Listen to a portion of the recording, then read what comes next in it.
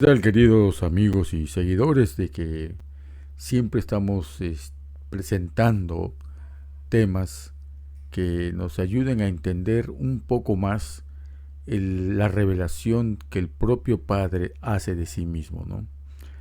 Y estuve estudiando hace unos meses atrás, hace un buen tiempo atrás, el tema acerca de Génesis 1:2.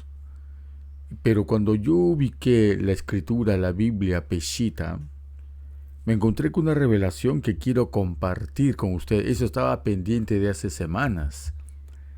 Y es que la riqueza que tuvo este texto, un solo texto, para mí fue una nueva revelación. Es como si hubiese aprendido nuevamente a entender el Evangelio. ¿Y qué tiene que ver el Génesis 1:2 con entender el Evangelio? Y justamente es parte del objetivo de este pequeño video, ¿no? Generalmente nosotros hemos leído que en Génesis 1:2 habla que el Espíritu de Dios se movía. Y siempre tenía esa inquietud porque parecía, a mi parecer, ¿no? Le estoy hablando de mi persona, no estoy hablando de nadie, ni la posición de un teólogo, de una iglesia, no. A mí me parecía un poco frío, un poco mágico, que el padre o el hijo, cuando estaban creando, simplemente hablaban, hágase esto, hágase lo otro y esto, y que apareciese. Bueno, lo acepté porque así leía en escritura.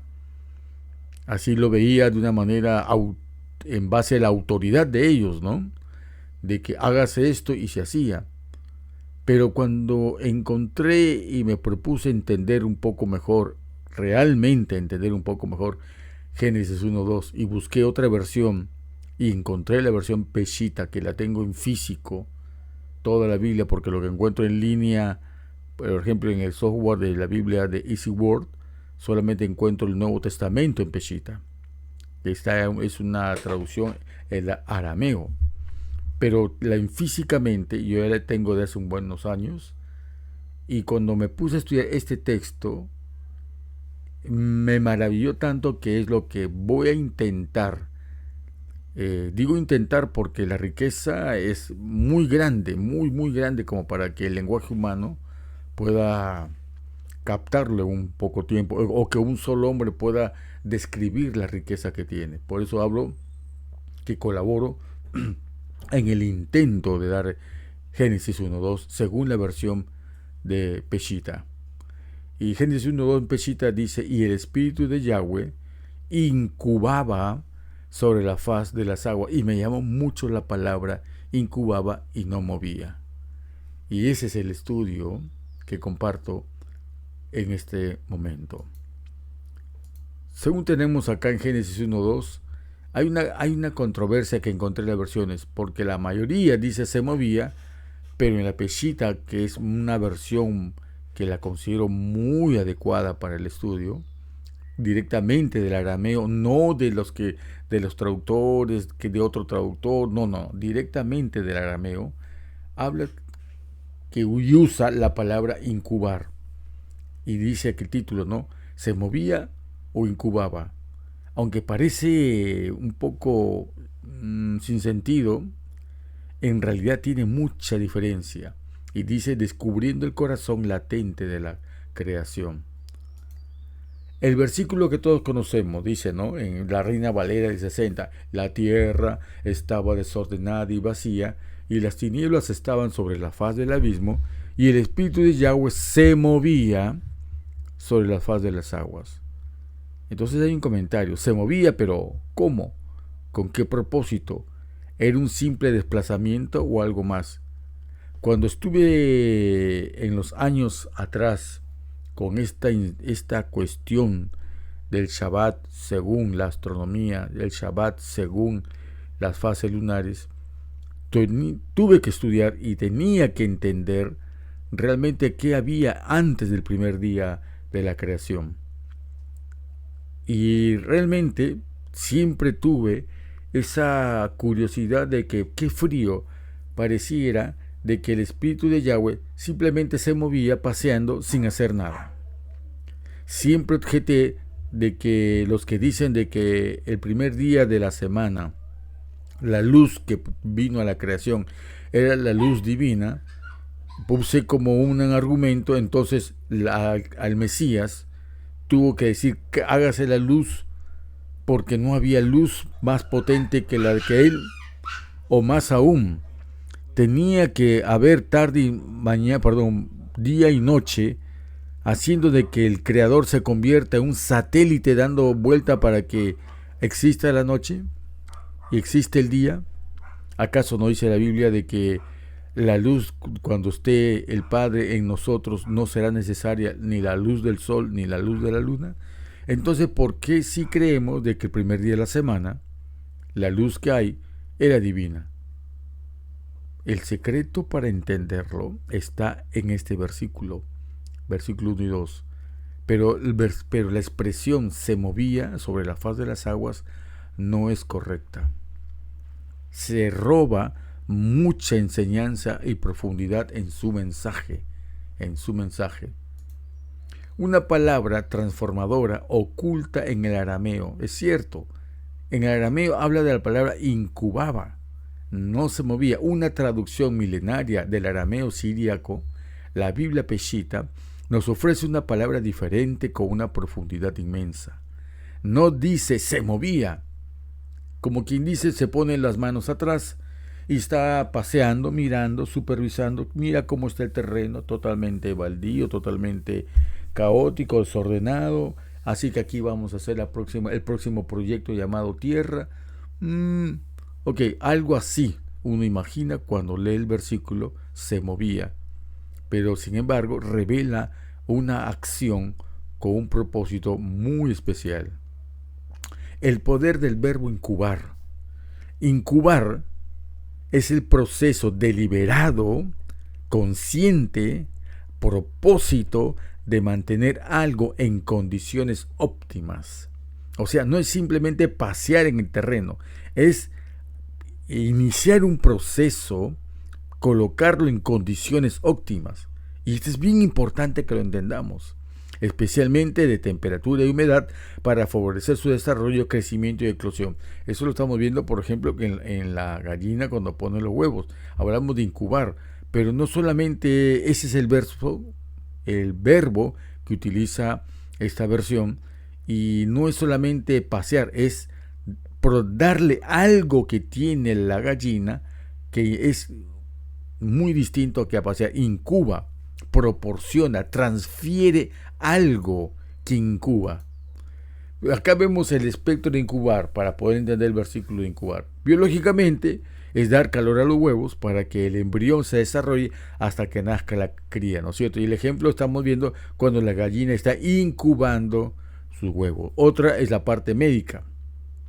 Cuando el desarrollo de una enfermedad, antes que aparezcan los síntomas, en la oscuridad, en el silencio, donde nadie ve, el patógeno se multiplica en un ambiente propicio.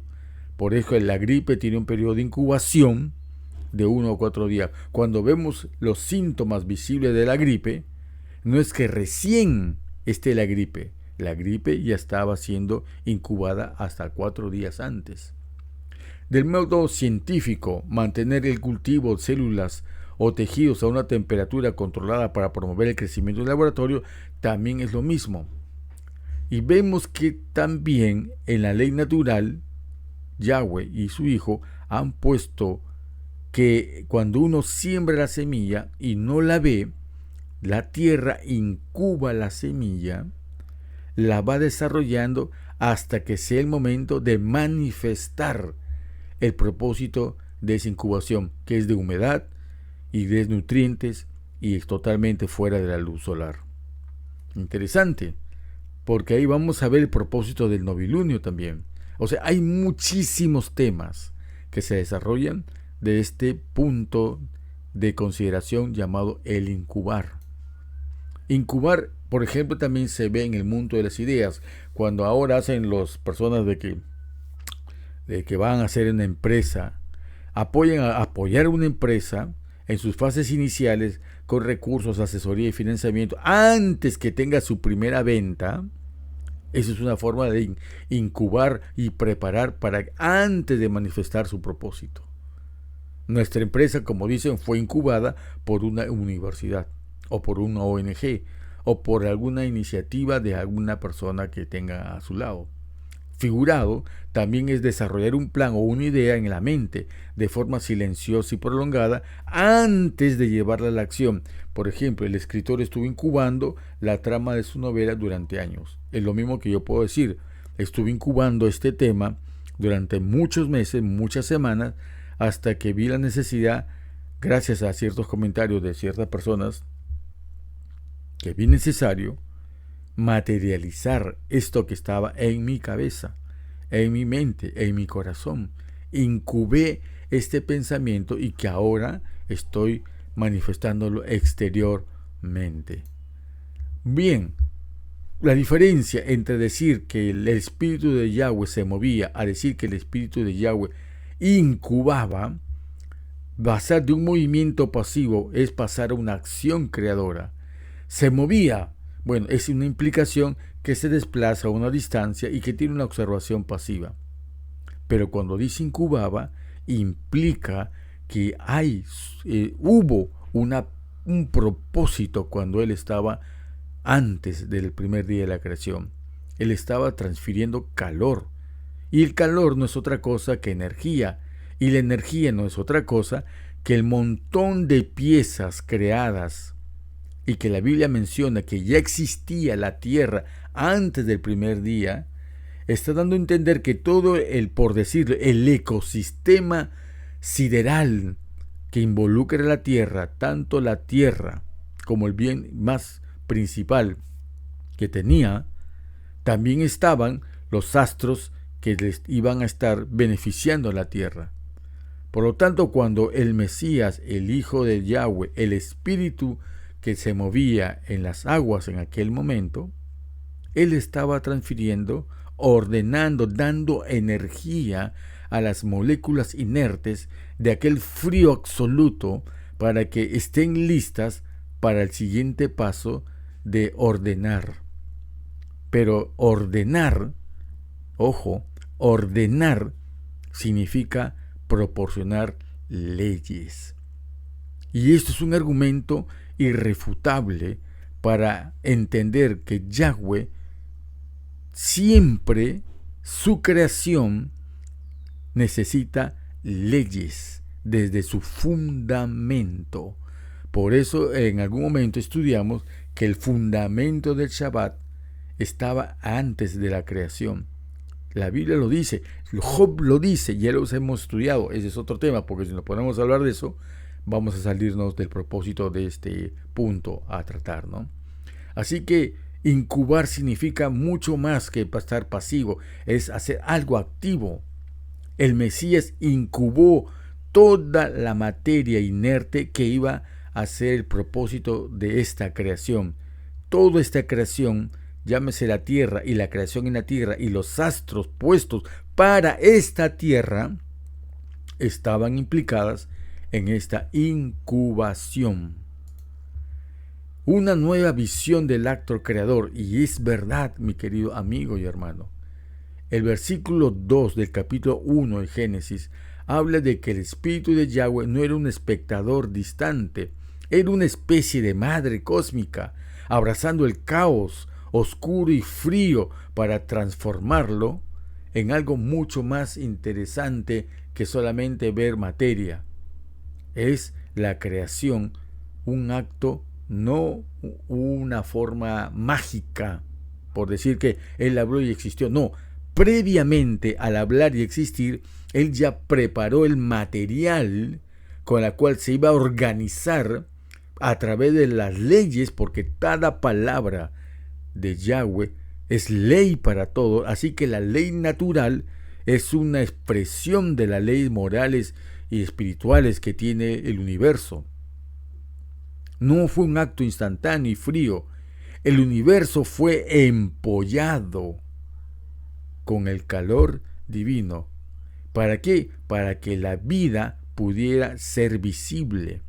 Igualmente, una mujer embarazada empolla al feto y después que lo empolla y ya lo ve maduro, permite que salga a la luz. Es la misma metáfora de la creación. Génesis 1:2 es el engendramiento y embarazo, cuando ya en el Génesis versículo 1:3 empieza a manifestarse toda el armazón visible de lo que empezó en lo invisible. Este es un argumento irrefutable del por qué nosotros hemos recibido de parte del Padre la ley de observar el novilunio como la parte oscura, porque es la etapa en la cual Él empolla, Él engendra, Él nos da a nosotros una fecundación espiritual. Es increíble la cantidad de temas que desarrolla este versículo con una sola palabra, que trae una consecuencia e impresionante verdades tan hermosas para comprender lo que es la salvación. Estoy impresionado y fascinado con este tema, pero cometí y pido disculpas el haberme guardado esto para mí y no haberlo compartido. Hoy estoy subsanando este punto. Segundo misterio, ¿qué significa vacío? Porque la Biblia habla, ¿no?, de que la tierra estaba desordenada y vacía. Y yo me hice una pregunta. Yo soy una persona que me hago muchas preguntas y busco sus respuestas. Busco, después que he indagado, busco en otras fuentes y sobre todo consulto al Padre y le hago la pregunta. Cosas que me las resuelve a veces en la madrugada o a veces en un texto, en una imagen, en un comentario, en una frase. Siempre estoy recibiendo de parte del Padre mucha evidencia que Él nos rodea y no hay pretexto para decir no entendí. ¿Cómo puede estar desordenado si algo hay vacío? Esa es la primera pregunta que me hice. ¿Cómo puedo desordenar la nada? En la nada no puede estar desordenada porque no hay nada. ¿Correcto? Pero si la Biblia habla de que está desordenada y por otro lado vacía, muchos pueden interpretar ligeramente que hay una contradicción. Y eso fue mi primera impresión, lo confieso. ¿Cómo puede decir que está desordenado cuando no hay nada en ello para decir que esto está fuera de sitio? Bien, en la mente hebrea, vacío es simplemente la ausencia de materia. No, cuando escribió Moisés, estaba realmente diciendo una gran verdad profunda para nosotros. O describe algo que es mucho más dinámico y caótico, por decirlo de alguna manera. ¿Cómo puede estar desordenado lo vacío? Es imposible. Tiene que haber una explicación. Y la hay. Por ejemplo, y acá es el texto original del hebreo, está aquí, ¿no?, en el Tohu Bohu, que es lo que está escrito en estos versículos. Voy a pasar el PDF de esto para que lo estudie quien desee. Ahí he colocado con más detalle estos textos. Yo no es mi lengua materna el hebreo, por lo tanto no la pronuncio como le gustaría a mucha gente. Pero la idea es esta. Tohu significa desierto, confusión, algo sin forma definida. Ok, y Bohu es vacío, pero un vacío de propósito y función. Y pongo un ejemplo. Puede haber, imagina una orquesta con músicos e instrumentos, pero sin ningún director, ninguna partitura y sin ninguna memoria de una música que puedan replicar, al menos intentando todos los participantes musicales. ¿Se imaginan? Reunir a una serie de una orquesta, cada uno con un instrumento, pero que ninguno sepa ni tenga en memoria ni una música, ni una partitura y ni sin director. Entonces, ¿está vacío?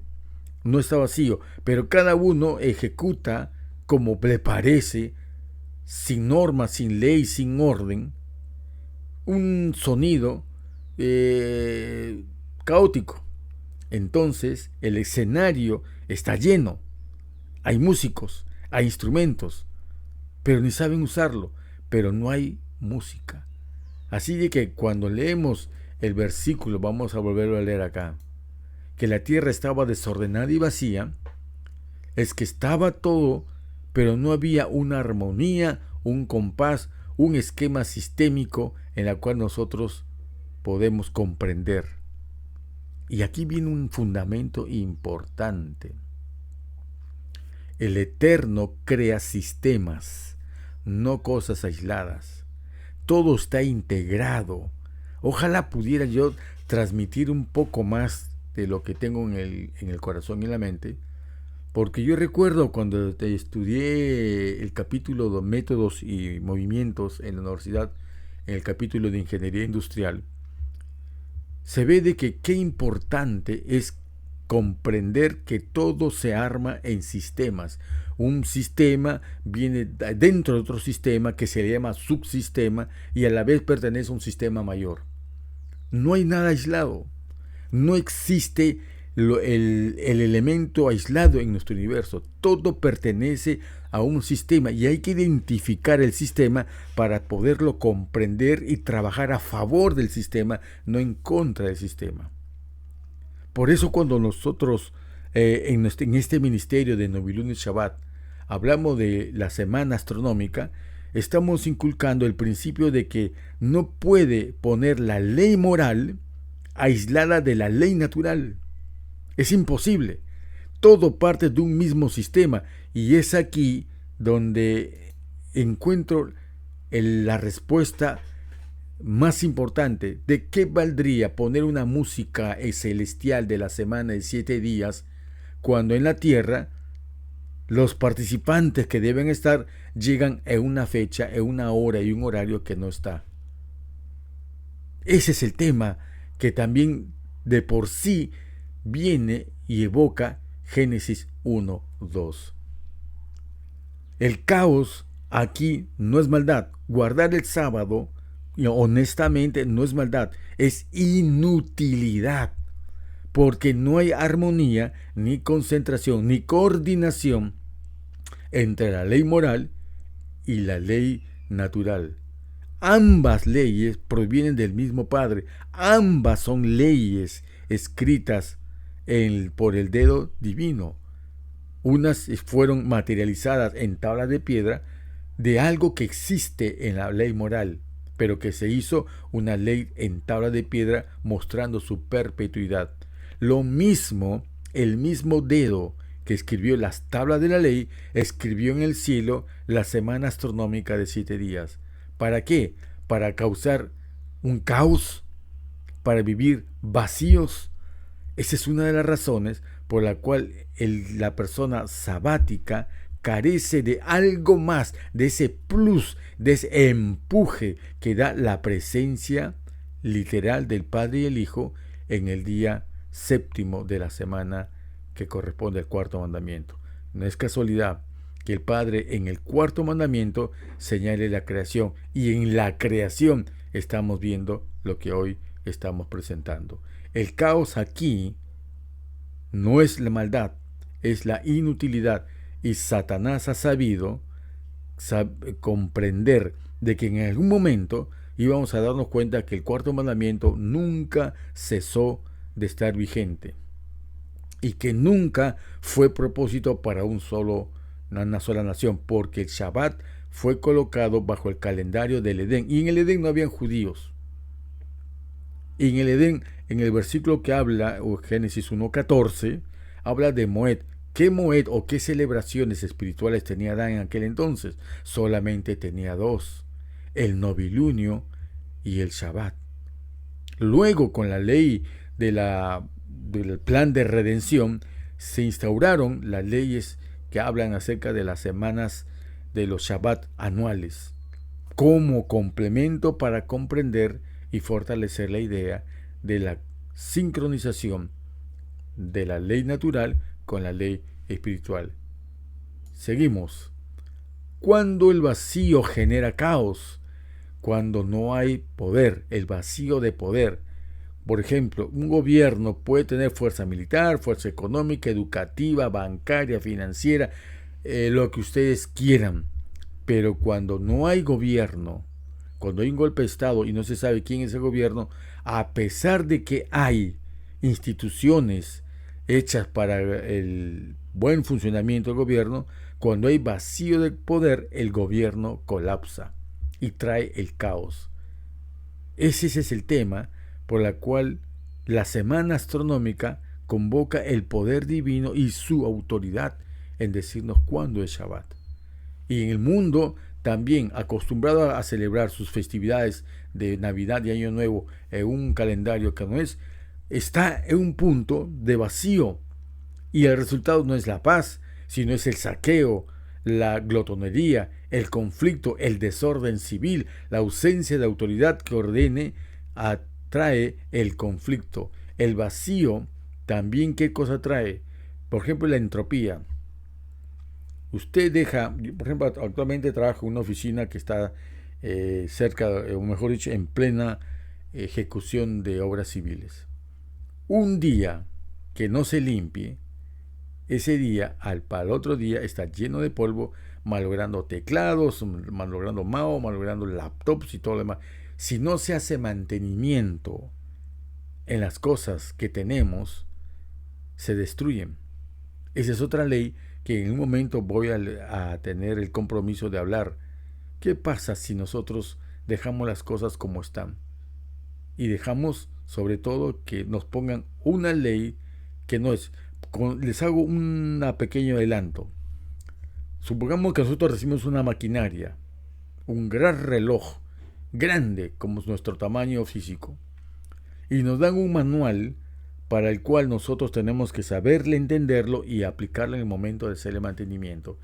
¿Qué pasa si viene un técnico, no lee el manual y se atreve a, según su intuición, según le dijeron que el séptimo día de la semana era tal fecha, en una semana que no tiene una respuesta? ¿Ustedes creen que va a lograr hacer un mantenimiento correcto? No. Segundo caso, este mismo técnico le hacen la arenga. Oye, tú tienes que saber el manual. Sin manual no se puede entender cómo hacer el mantenimiento correcto de este reloj.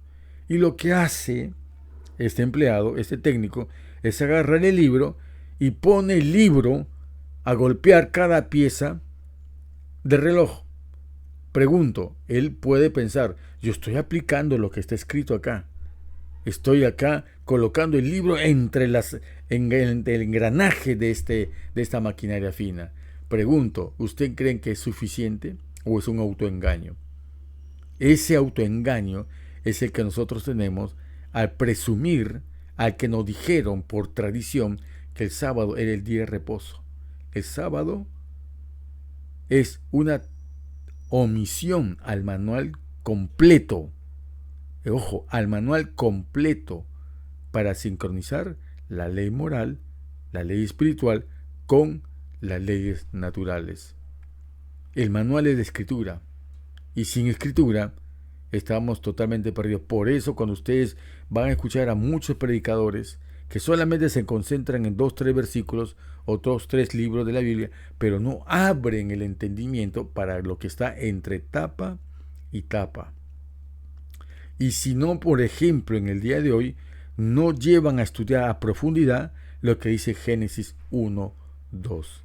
Continuemos. El caos del potencial humano. Este es otro ejemplo que encontré muy bueno en cuanto a cómo el caos no viene porque hay un manual, sino porque desconocemos el manual. Estando conscientes de que tenemos elementos para una fórmula, al no saber ponerle orden, y cada vez que escuchemos la palabra orden, está implícita la palabra ley. Cada orden tiene un diseño y el diseño necesita obedecer el manual, y el manual es llamada ley. Ese es el sinónimo que usamos en la escritura. No puede haber salvación sin orden. No puede haber salvación sin ley. Y eso también se han dejado impresionar por muchas voces que dicen que hay cosas que dirían, eso no sirve para la salvación, esas son obras. Y hay gente que le ha temblado las rodillas y se ha doblegado a ese argumento que puede parecer sensato, pero que en realidad tengo la palabra para no decir tan fácilmente tonto. Es como si yo le dijera a uno, te lanzo, te estás ahogando en el océano, te lanzo el salvavidas. Y tú me dices, no, si yo cojo el salvavidas ya es una salvación por obras y yo no puedo hacer obras, yo no puedo coger cosas de ti, la salvación tiene que ser completa. O aquel que dice que Dios lo ha salvado y por lo tanto todos los días se le adora, entonces si todos los días se le adora, ¿por qué trabaja? Y peor aún, hay gente que dice, Dios, yo dependo totalmente de Dios. Ok, sí es cierto, entonces ¿por qué respiran? ¿Por qué comen? ¿Por qué duermen? Y lo mismo, la misma tontería, es cuando la gente dice, esas son obras de salvación. No son obras de salvación, son la que la salvación tiene condiciones, tiene orden. La salvación tiene orden, no porque hay un principio, quiere decir que con el principio basta, hay que desarrollar, no bastó incubar a las materias, a las moléculas antes del primer día, sino que fue necesario que salga a la luz. Lo que se incubó en el primer día fue todo el puzzle, las piezas, para que cuando se diera la orden verbal, esa calidez que le incubó el Hijo, el Espíritu, a la materia con ese afecto, se hiciera, se activara el sol y se activara la luna. Y al activarse la luna, Yahweh nos dio el gran primer día de la semana, la luz. Y hemos visto que no pudo haber sido él, ni pudo haber sido la luz de las estrellas, porque si fueran de las estrellas, ¿por qué en la noche las estrellas no alumbran tanto como para que separen lo que es noche y de lo que es de día? ¿Qué es lo que separa noche y día desde el primer día? Lo mismo que separa noche y día en el sexto día. Y en el sexto día lo que separaba noche y día era la luz del sol y la luna. ¿Y por qué podemos dudar que el primer día de esa misma semana no sea el sol y la luna? Solo que en el cuarto día se le dio abiertamente el propósito de la ley espiritual de los Moed. Y como hemos dicho, los Moed lo ve Adán solamente para el que es el novilunio y el Shabbat, porque el novilunio se acercaba a comer del árbol de la vida. Todo eso está en la Escritura. Un joven lleno de energía y fuerza, una juventud pletórica, pero que no tenga metas, no tenga estudios, no tenga trabajo, entonces comienza a degenerar. El estado de su vida es entre un caos. Comienza a drogarse, a tomar alcohol, a fiesta, a los amigos. No sabe qué hacer con su vida. Los elementos poderosos de su vida, la juventud, la energía, la flexibilidad y todo lo demás, si no tiene un propósito, degenera. Entonces, la incubación a través de la mentoría, la disciplina o un propósito, esa energía que si no tuviera entra a un caos, esa energía se canaliza. Entonces, el caos se convierte en productividad. No se elimina al joven, sino que se le da una función. Ustedes van a entender que Dios no destruye el caos, le da orden. Por esa razón Dios no destruye al pecador, porque sabe que su vida es un caos, tiene todos los elementos heredados para que tenga un propósito, pero comienza a tener un vacío en su vida. El Evangelio empieza no castigando al pecador, sino comprendiéndolo que es un caos, pero que el caos no se elimina destruyéndolo, sino dándole orden y función. Esto es el Evangelio, hermanos. El Evangelio no destruye al hombre, lo restaura. Es lo que hace aquí Génesis 1:2. Tiene que ser el hombre empollado, incubado, antes de que manifieste poco a poco la salvación plena en él. Cuando él reacciona en sus 6 días de semana, llegará el séptimo en la cual él reconozca que es posible reposar en el Mesías. Todo está ligado. El Evangelio se explica aquí, desde el primer día de la semana, pero no ignorando, sino valorando el tema de la incubación o el empollamiento que hizo el Mesías antes en esa tierra. El Espíritu no se movía sobre la nada. El Espíritu incubaba el caos, lo estaba dándole el afecto. No decimos que a veces la persona es muy fría, no decimos que el amor nos da un temperamento gélido, opaco, la infelicidad lo mismo. ¿Qué necesita el hombre? El calor del amor. Y lo que el Mesías estaba haciendo ese día anterior, o el tiempo anterior, no hablamos de día, porque el día recién viene con la rotación de la Tierra, con la activación del Sol y la Luna.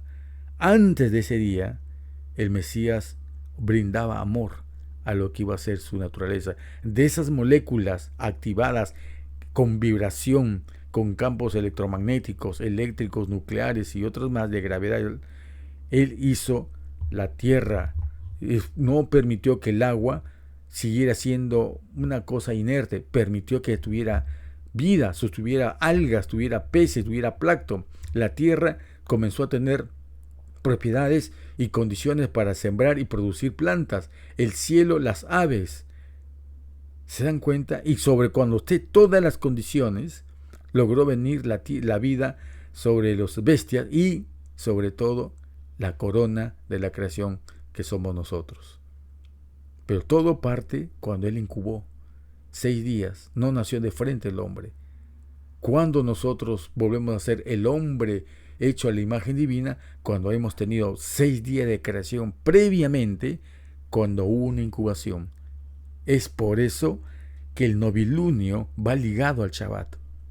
El novilunio es un tiempo específicamente, la parte plenamente oscura, donde el Hijo incubaba el amor, para que poco a poco podamos tener esos 6 días de desarrollo, para que en el 7º podamos encontrar cara a cara a nuestro Creador. Él incubaba el caos, le daba calor, orden y propósito a un universo lleno de potencial sin dirigir. Ese es el caos. Cuando no tenemos quien nos dirija, necesitamos el liderazgo del Hijo, necesitamos al Mesías.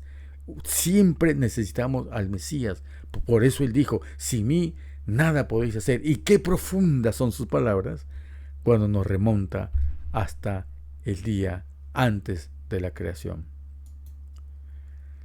El corazón de la creación, el caos. ¿Qué cosa es el caos? Es simplemente potencial que aún no ha sido amado ni dirigido.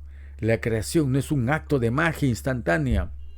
La recreación que ocurre en los Shabbat, la recreación que ocurre en el momento que Yahweh y el Hijo salvan al pecador, no es un acto de paciencia, de intimidad y de amor.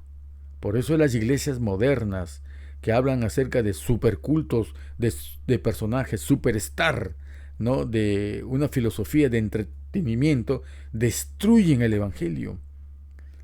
Destruyen el Evangelio. Porque ellos sustituyen el orden de la ley con el momento fanático, ¿cómo puedo decir? Como una adicción, que es la palabra más correcta, a la emotividad más que la verdad. Las iglesias ya no buscan verdad, buscan tener filiales. Filiales, hombres que estén ahí atrapados en la melcocha, en la miel, en el elemento pegajoso, tan igual como un pegamoscas antiguo. Ustedes recuerdan, yo llegué a ese tiempo en la cual habían tiras de un pegamento pegajoso en la cual la mosca, cuando se pegaba, atraída por eso, ya no salía. Ese principio de atrapamoscas es lo que se ve en las iglesias. Qué pena cuando el principio de atrapar es pescar con verdad, no con emotividad, no con azúcar. Dios no destruye el caos, lo abraza, le da calor, lo organiza. Organizar viene de orden, orden significa ley, asignándole una función a cada elemento. Qué pena cuando las iglesias quieren que todos estudien lo mismo a nivel mundial y lo toman como una virtud, cuando cada iglesia tiene necesidades propias. Y cuando quieren darle aparente satisfacción de esta necesidad, le dan unos pocos minutos frente al tremendo tiempo que utilizan de su día de reposo para las cosas institucionales y no realmente del penitente o del creyente. Comentarios que dejo ahí para en algún momento volverlo a tomar, ¿no? Bajo otro punto, ¿no? Y terminamos. Génesis 1:2 dice, y yo me quedo con esta versión de Peshita, y el espíritu de Yahweh incubaba sobre la faz de las aguas. Y dejo una pequeña nota. ¿Por qué no digo y el espíritu de Dios? Porque así está literalmente en la versión. Y no quise alterar la versión. Pero a mi entender, el espíritu de Yahweh es el Hijo, quien hizo esta gran labor que también es un motivo de agradecer. Espero que haya sido no muy tedioso esto. Podemos conversarlo. He tratado, me he frenado de decir muchas cosas porque emociona este tema. A mí me emociona, pero por lo menos he dado algunos puntos para que ustedes los consideren. Les extiendo un abrazo, o ese que el Espíritu del Hijo nos incube a nosotros. Esa es mi deseo y mi oración, que nos empolle. Por eso Él pone magistralmente ese verso que le dijo a Jerusalén. Jerusalén, Jerusalén, ¿cuántas veces te quise juntar con mis alas extendidas debajo de mí como una gallina junta a sus polluelos? Pero tú no quisiste. El mensaje de la Odisea es ese mismo mensaje. Yahweh nos bendiga siempre.